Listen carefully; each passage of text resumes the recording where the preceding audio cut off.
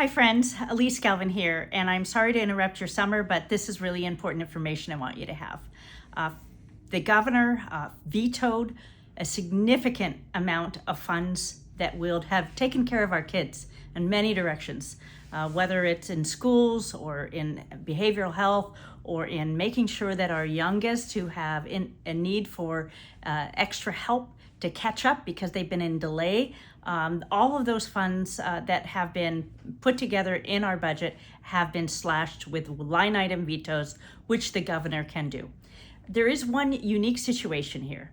We passed SB 57. That's a bill that changed the base student allocation, the minimal amount of money that needs to happen so that the state of Alaska can give our kids an education, an adequate education.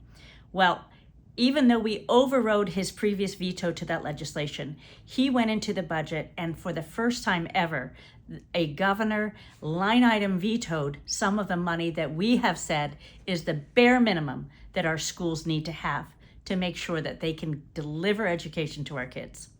$51 million has been scooped out of the budget. Now he says that, well, that's because the price of oil is low. Well, we took into consideration the price of oil when we made that full budget. And we knew that the price of oil is going to go up and down somewhat, but actually it's about the same as it was when we put in the budget. So unfortunately, that reasoning really doesn't make sense to me, and I bet it doesn't to you either.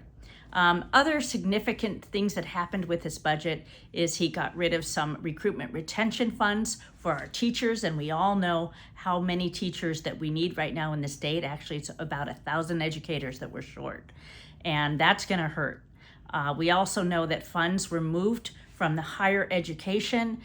What was supposed to happen is that $100 million was going to be taken out of ADA in order to fill this budget and balance it. And instead, he took out that language so that the money went from higher education fund. That fund takes care of things like scholarships for those who want to go to the trades or go to the university. Those are Alaskan kids that are so important, those funds, because it keeps Alaskan kids here and it gets them into the great jobs that we know they deserve. So some significant cuts. That said, our educators and our school boards across the state right now are going to be struggling this year.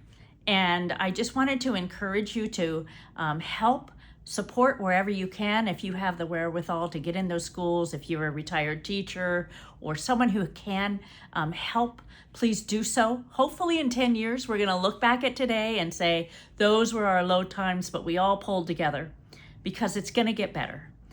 But it's going to take all of us to get through this rough time.